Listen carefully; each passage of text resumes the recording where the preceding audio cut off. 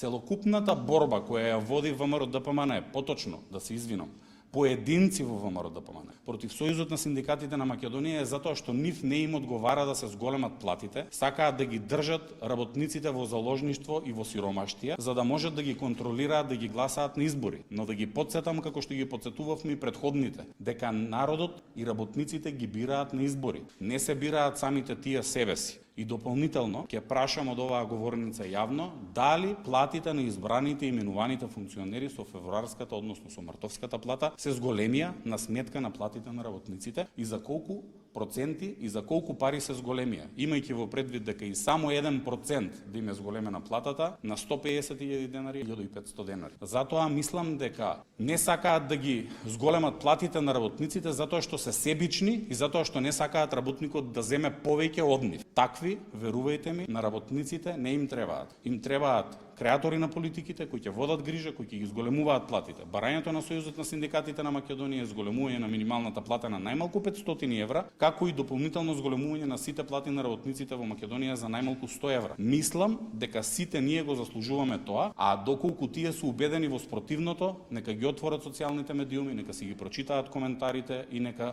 видат каква е реалноста во Македонија. Во еден кабинет, двајца и тројца од една политичка партија, кои ќе се осудат да го нападнат Сојузот на синдикатите на Македонија само затоа што бара повисоки плати, да ги осудуваат раководствата на синдикалните организации само затоа што бараат повисоки плати, да трошеа таква енергија за растот на платите, мислам дека денеска Македонија ќе беше близу до Словенија, а не пониску и од Босна и Херцеговина.